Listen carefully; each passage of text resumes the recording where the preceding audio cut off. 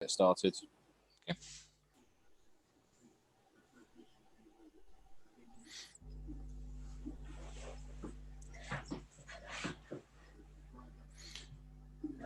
Okay, just counting down.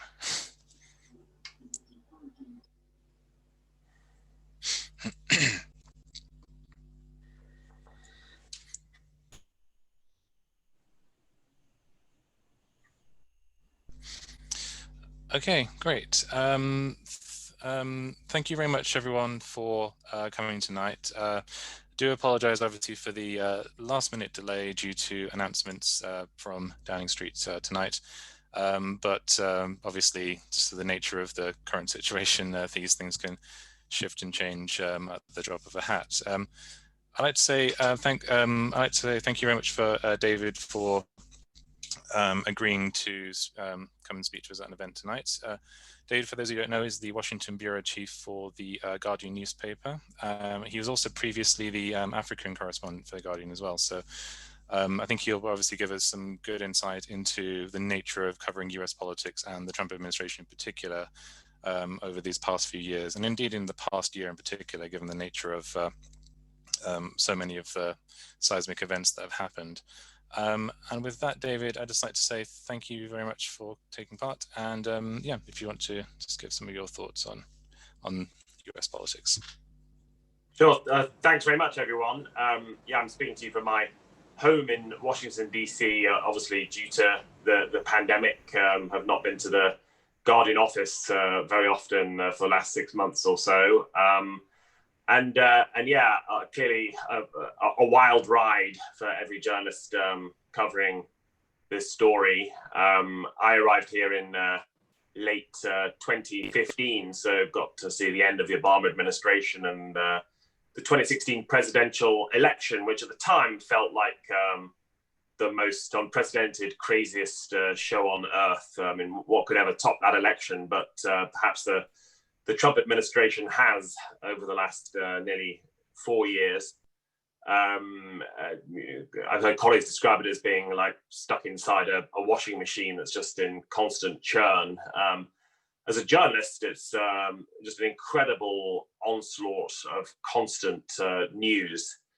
And all of this has been said often before, but you know, there are stories, there are events that happen in the Trump presidency where any other American president, probably any other politician, you would dwell on them for weeks, if not months. There would be scandals that have books written about them. In Trump time, they're here today, forgotten tomorrow. Some of them barely even get reported anymore. I mean, even last week, I mean, yet again, he was calling for his Justice Department to investigate his political perceived enemies like Barack Obama and Joe Biden. It barely raised an eyebrow. This has just become what Trump says and does. And again, you know, just as we thought the election could not be topped, just as we thought the first 3 years could not be topped, we come into 2020. Again, just an incredible ton of events. Head spinning. I think the 3rd of January, Trump ordered the killing of Soleimani, the Iranian general. That seemed a big event, a big story at the time. Barely remembered now. He had been impeached by the House of Representatives late last year. So there was a trial in the US Senate. I went to some of those hearings. Trump was, of course, cleared by Republicans as expected. I remember going to the White House, seeing him hold aloft a copy of the Washington Post front page. Triumphantly, you know, Trump is cleared. And that day, in the East Room of the White House, I think he was feeling pretty good about his chances of re-election. The economy was relatively robust, certainly not working for everyone. But it was in growth mode, and Trump could point to some record low unemployment for the past half century, all-time record low unemployment for African Americans, and so on. And I think a lot of people felt, you know, with the advantages of incumbency, without a particularly strong Democratic challenger, Trump was in decent shape for re-election. And of course, as in the UK, as all over the world, the coronavirus really did change everything. And I think future historians will probably look at that as the key explanation for Donald Trump's defeat if he indeed does lose, which is what certainly every opinion poll currently suggests. It's been well chronicled now, his failure to design a national testing strategy or a national strategy of any kind, just relying on the American system of 50 states all doing pretty much their own thing. His constant downplaying of the virus, which recently emerged, he told journalist Bob Woodward of Watergate fame that that was deliberate, that was to supposedly stop people panicking, even though Trump knew and had been told how serious this was. Even in February, his advisor said this will be the biggest national security crisis of your presidency. February in particular was an utterly wasted month when America failed to prepare. It's rumbled on since then. Trump spent months waffling about face masks, eventually wore one, but was reluctant to do so. Mocked political rivals, journalists at the White House, his own staff for wearing masks. And of course, as you know, very recently, those chickens came home to roost. Trump himself contracted coronavirus, seems to be beating it now. Many in the White House came down with it also. Some kind of poetic justice for all this COVID denialism. Throughout all this, I've been going there as a reporter.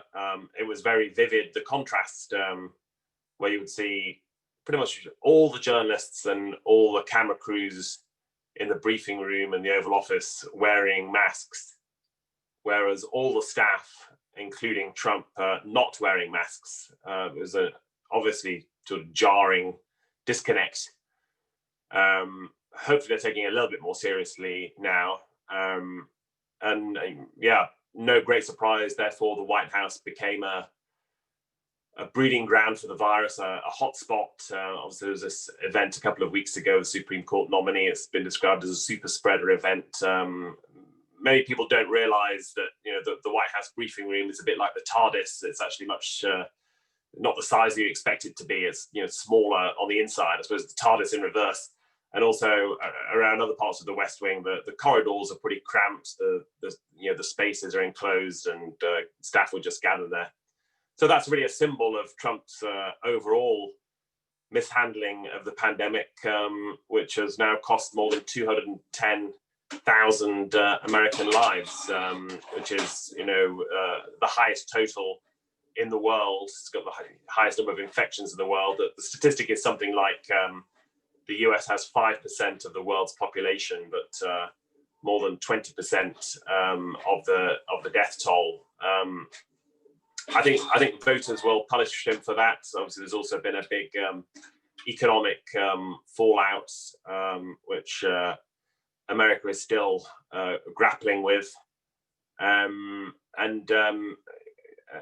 The summer, we also saw the Black Lives Matter protests after the killing of George Floyd, an African-American man, by police in Minneapolis. Again, Trump showed himself to be tone deaf to that, denying that there's such a thing as systematic racism, pushing a Richard Nixon-style law and order message. Now we hurtle towards a presidential election only about 23 days away, I think. And all these things seem to be mattering. And Joe Biden in one poll had a lead of 16 points. Others, show him the double-digit advantage. It's obviously been a very unusual election campaign for me to cover as a journalist. I went to some of the primaries in places like Iowa on Super Tuesday, but both the party conventions were digital, so I just sat in this room covering them off TV. And Trump rallies I have avoided for safety reasons. They seem like probably the most dangerous places in America.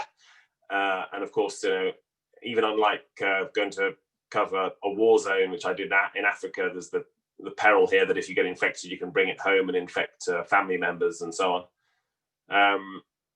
But I am due to go back to the White House tomorrow. So wish me luck. And I'll stop there for now. Okay, well, yeah, I'm sure. Well, we certainly would wish you luck in that sense, from what you've mentioned there. Yeah, no, there's some very good, interesting points. I mean, I hadn't realized actually. Yes, that image of Trump holding the Washington Post after the acquittal, I do remember that. This is the thing, actually, that this was not very long ago, and this was meant, at the time, the sense was that was going to be one of the pivotal moments of this year, and indeed of this election. And it's at best the third order issue in terms of the situation that's going on, which is very bizarre. It's just the nature of just how fluid and how fast things have moved. I mean, on that point, I just wanted to ask you just a personal question, just to abuse my position as chair, just briefly. How much of a challenge is it to kind of fit a lot of these issues into kind of a wider context, in terms of some of the general broader issues and broader sort of narratives that are going on? Because this administration obviously has been hit by the worst pandemic in a century. It's been hit by some of the sort of biggest sort of issues biggest issues in terms of US race relations in at least half a century. And indeed, it's also had the third formal effort to remove a sitting president, because obviously in terms of formal impeachment, there's so many things that kind of turbulently move day by day. How difficult would you find it to kind of keep things in kind of that broad context? Because that's kind of just been very difficult, I think, for people over here to kind of comprehend. And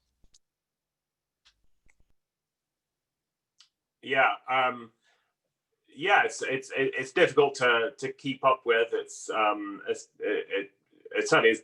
Of course, it's difficult to sort of step back and look at the big picture of what's going on here. I mean, I think, however, in some ways, I'm quite lucky being effectively a foreign correspondent, and writing for both an American and international audience.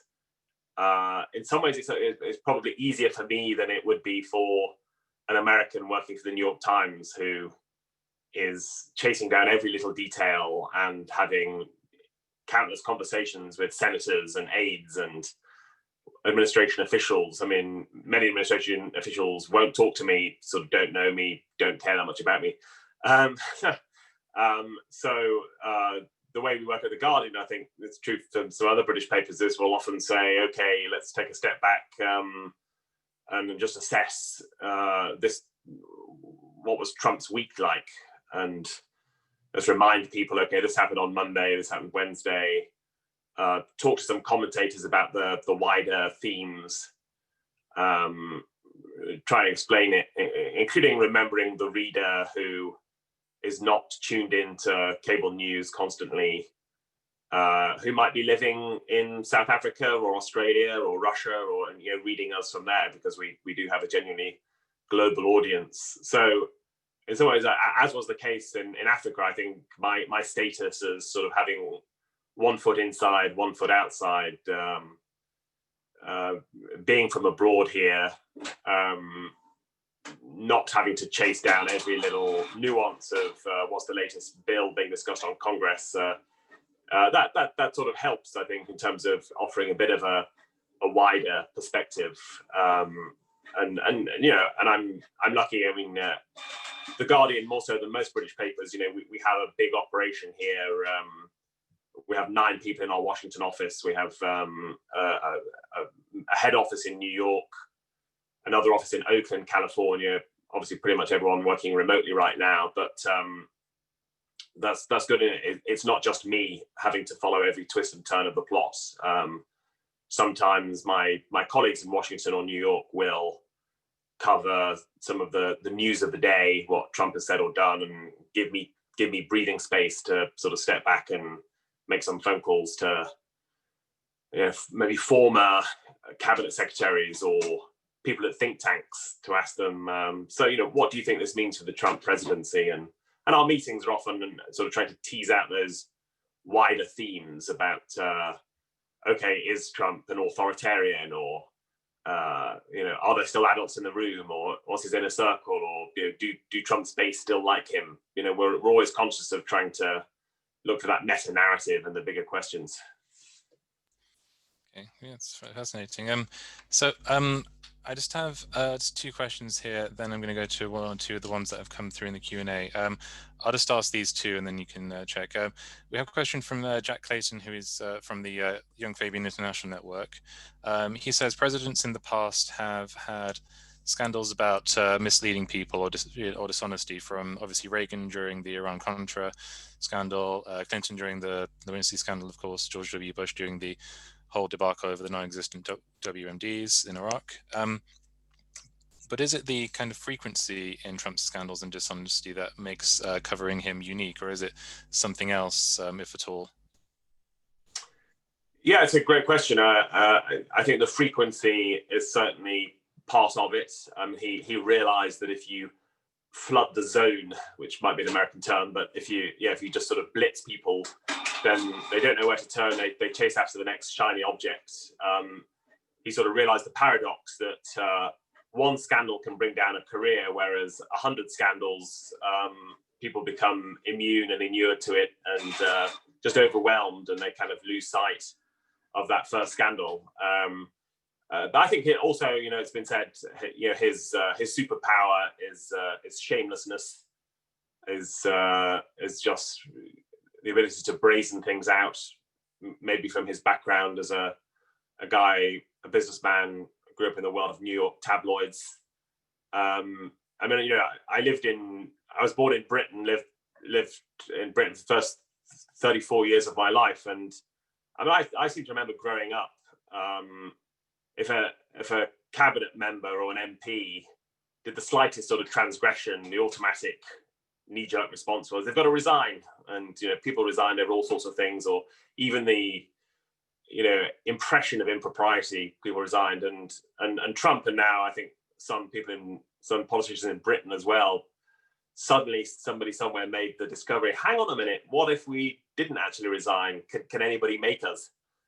And that's certainly the thing with Trump, to sort of upend all those traditions, all those rules, all those norms. And you now see it with other American politicians as well, including on the Democratic side. There's a governor of Virginia, Ralph Northam, who it was revealed had photos from his youth wearing blackface, and it's sort of highly taboo.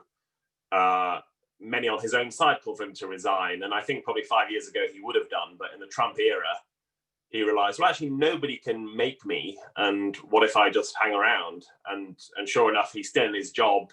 I think he's actually won back the respect of a lot of those people who called for him to resign, and some people say he's done some really good work on race relations. So it's funny how that has changed. But I think there's also a wider point there that yes, I think Trump, on one level, he's kind of sui generis and a completely unique case and outrageous and outlandish. But on another kind of level, he's merely speaking the quiet part out loud. He's merely the manifestation of politicians' hypocrisies in general and Republican hypocrisies in particular. The obvious example being race, where for years Republicans blew dog whistles and signaled to their supporters racist sentiments without expressing them, and Trump now just comes in and says it blatantly, and I think that goes for other areas of life as well. Indeed. It's fascinating, actually. You mentioned we have some questions here in the Q&A. You mentioned there just obviously about the nature of reaction to journalists. We have a question here from Chris who says, what do you make of Trump's behavior towards journalists during his actual press conferences? What impacts would these have on Trump or journalists when they see that kind of behavior? Some of it's appalling.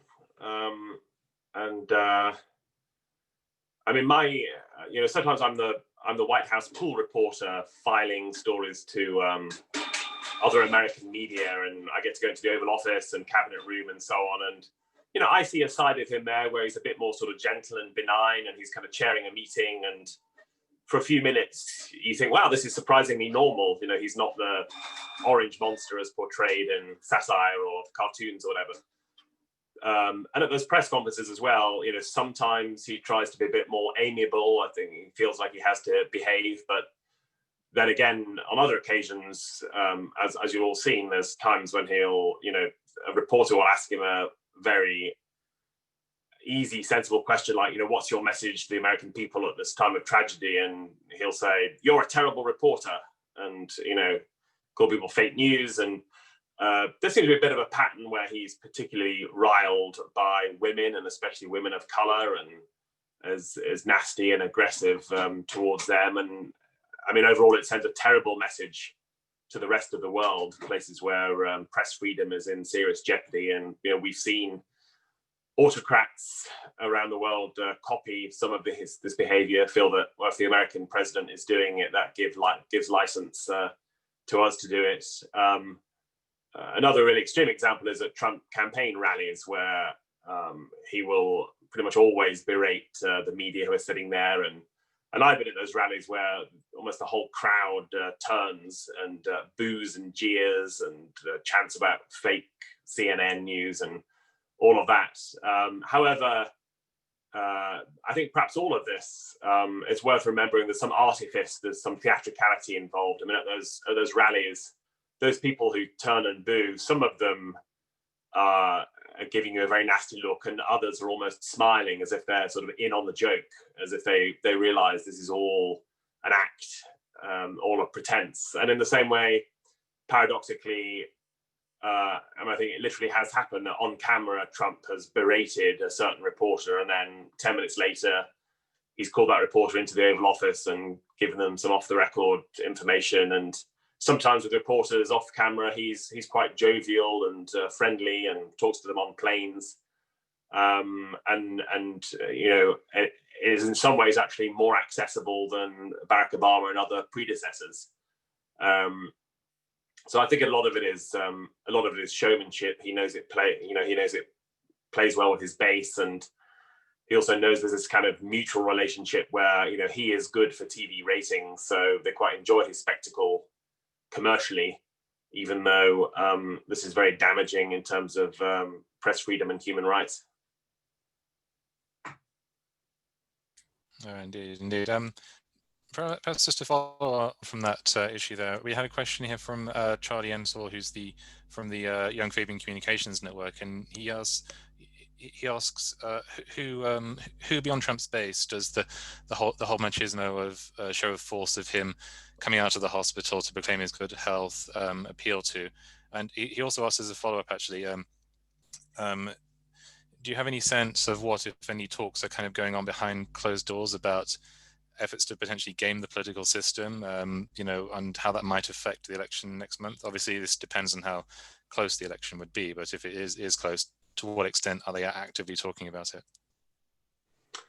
Yeah, I mean, on the first point, I can't imagine anybody beyond his base is impressed by that sort of posturing. I mean, I read over the weekend, he even floated the idea of pretending to look old and frail as he came back, and then he was going to go on the balcony and rip open his shirt and reveal a Superman logo. So it's come to this, and I think it is all about this idea. If I can beat the virus, you can too. And Trump's health is equivalent to America's health, and he goes in for that sort of strongman performance. And like so much else that he says and does, that there is a base of maybe a third of the country, roughly, who love that kind of thing. And then probably more people who are really turned off by it and deeply unimpressed. And I'm sure we'll see more in a few hours. He's got a campaign rally, and that will be the pitch now. That wearing a mask or falling ill is a sign of weakness. The bravado is a sign of strength, and some would say a lot of that's come from his father and his upbringing. But on the second question, I mean, one does hear and read that some Republicans, at least, are plotting. There was an article in the Atlantic magazine recently, just to take one example, suggesting that the electors who meet in mid-December in the Electoral College, in the past, they have always these are sort of, representatives. They have always just voted the way their state votes, and it seems pretty straightforward. But this time, what if Trump is alleging fraud? What if they're mainly Republican electors and they say to themselves, oh, actually, we don't trust the popular vote in our state. We're going to do our own thing. And somewhere like Florida, that could be crucial. And I mean, there are myriad ways in which Trump is potentially going to try and cheat and subvert the result of this election. Yet again, it's one of those things where he's not entirely unique in this. We've had years, if not decades, of Republicans carrying out voter suppression, making it harder for particularly people of color to vote. This time, though, it comes with classic Trump lack of subtlety, with its kind of ripping out mailboxes so people can't vote by mail. All the other things he's trying to do, and there is a notion, for example, that already it seems Democrats are voting by mail in far bigger numbers, but those will be counted later. The votes on the actual election day, November the 3rd, will be heavily in Trump's favor because Republicans tend to prefer to vote on the day. And so on the day itself, it will appear that Trump is winning and he will prematurely declare victory. And it'll take several days for Democratic votes to be counted, by which time Trump will have spread conspiracy theories. And some people worry that he will even get the Attorney General, Bill Barr, to try and storm counting centers and stop votes being counted, claiming they're illegitimate. It's all potentially a nightmare scenario. Right now, I think there's a sliver of hope that the polls suggest Biden is winning by such a big margin. Maybe it will just be undeniable, and maybe it will be over far sooner than we think. But then again, if 2020 is anything to go by, we should expect the worst, and it could be a long, messy November with lots of legal challenges.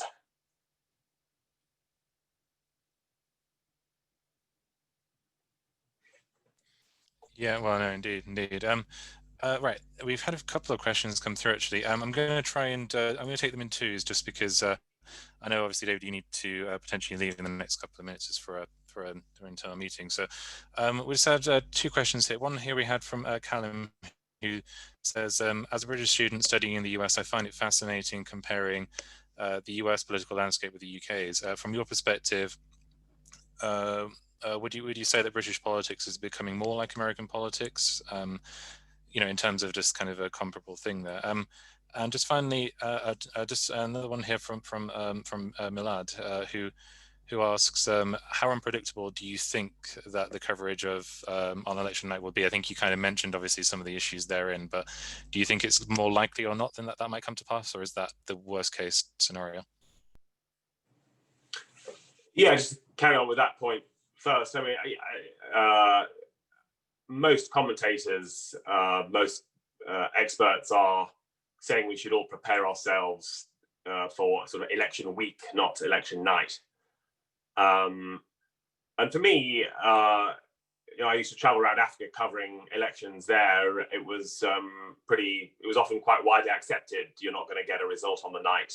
Votes would come in from all over and it would take a long time to count. And I suppose in America and Britain, we've been spoiled by sort of instant results within, in the early hours of the following morning. But I think some of the most competitive and important states could be very close, could take a long time to count. Some of them have rules where you're not allowed to start counting mail-in ballots until election day or day after, whatever. So yeah, it's more likely than not that we're going to be in for a long haul. As I say, right now, I think there's a possibility that Biden and indeed Democrats in the Senate and House are going to win by a significant margin. So perhaps it won't quite be the nail biter and agonizing legal struggle that we feared. But yeah, who knows? Really hard to say. And although Biden is very well up in the polls, you sometimes take a second look. You sometimes pause when you see Trump's campaign rallies that are as noisy and energetic and crowded as ever, and people line up for like 12 hours to go to those. Or when you look at these bizarre Trump boat parades that happen on rivers, people waving big Trump flags from these boats, or Facebook activity, often dominated by conservatives and Trump supporters, and also yard signs. This was true in 2016, and it seems to be true to an extent again now, that when you leave any major city, which tend to be Democratic strongholds, as soon as you drive into rural areas and small towns in the country, many people have Trump Pence signs in their front gardens. Political scientists tell us that doesn't mean much and shouldn't take that as a measure, but you can't help thinking, oh wow, okay, there's a lot of support out there. and in 2016, it did seem to tell us something about Trump versus Clinton in those swing states. And let's always remember, and amidst all of this, Hillary Clinton beat Trump by nearly 3 million ballots in the popular vote. Joe Biden will, I think pretty much everyone agrees Joe Biden will win the popular vote again, maybe by a bigger margin, 4, 5, 6 million. That's beyond dispute. But of course, Trump might thread the needle yet again in the Electoral College by a sort of agonizing margin. And all of that will feed into that question of the night and what do we get. And then the other question, I think that recent announcement about Boris Johnson appointing a sort of TV press secretary is a little indication of Americanization of British politics, which I think has been probably going on for decades, in terms of okay, we're going to have debates now, or some of the ads are going to be a bit more jazzy, or going to be a bit more sort of hard hitting, or whatever. All of that said, I mean, my view now from afar, although last night, as usual, I was watching Prime Minister's Question Time on C-SPAN, which is helpfully shown in America.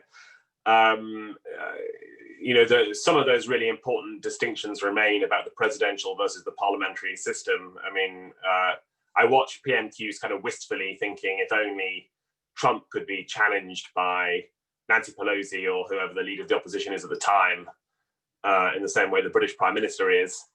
And just that idea of having the Queen as a figurehead, as a sort of head of state, that separation from the Prime Minister, I think, gives the Prime Ministers, forces them to have a certain humility and be less grand. And when the American president is someone like Donald Trump, you really yearn for that, because he sort of flaunts that grandeur, hence his antics on the White House balcony last week, and even holding the Republican National Convention acceptance speech at the White House. And I suppose that was the equivalent of Boris Johnson giving a victory speech in an election, or a pre-election speech from Buckingham Palace. I mean, it's that kind of thing. So I think the British system remains, it's got some good checks and balances and safeguards that are really embedded in the structure that America doesn't have. And very important, of course, American elections have ludicrous amounts of money involved and go on for, pretty much 4 years now. Just go on endlessly. So the British system of less money intruding and being over a much quicker time span is probably healthier overall. Indeed. Okay, just 2 more questions here. We had a question here from Lewis Helsby, who says, from the outside, from outside the US, it seems amazing that Trump is still polling above 40%. Given how he does everything that he can to sort of alienate women, Hispanics, African American seniors, and so on, how is he managing to remain, even in any sense of contention with Biden? And a similar question here, just about progressive media like the Young Turks in California, Democracy Now!, the Majority Report. The questioner says that these tend to, in their view, often cover substantive issues sort of in a more serious and substantive way than in many mainstream outlets in the US do. Why, in your opinion, are these kind of media outlets generally sidelined in terms of general discussion, perhaps in the same way as akin to things like Fox News and Breitbart, among others, on the right? is there a like for like there, or would you perhaps query that? And yeah, my apologies that I have to go to a meeting in 3 minutes, so I'll try and do 90 seconds on each. So the first question is a great one in terms of surely, really rationally, the question we should be asking is not why Donald Trump's approval rating is relatively low, but why it's as high as it is. He does seem to have that indestructible base that supports him. Having been to Trump rallies and interviewed Trump supporters, and I think it's a matter of emotion rather than reason. I think some of it is racial grievance, some of it is economic grievance. It's about what they're against more than what they're for, and they see Trump as the sort of golden hammer against liberalism and progressive values, and a way to sort of disrupt a system that has left them behind. And I think they have some justification in going to some small town in the Midwest. I'm not particularly surprised that you're sort of envious of the glamour of Hollywood and big money of New York and so on. And so there's enough people out there who are devoted to it, and it is a cult of personality. And there's also some interesting social psychology to be looked into, I think, in terms of like the QAnon conspiracy theory. Being a Trump supporter, going to a rally, mixing with other people gives you a sense of belonging to something bigger than yourself, perhaps in the way that following a sports team does, perhaps in the way that going to church used to, that communities used to.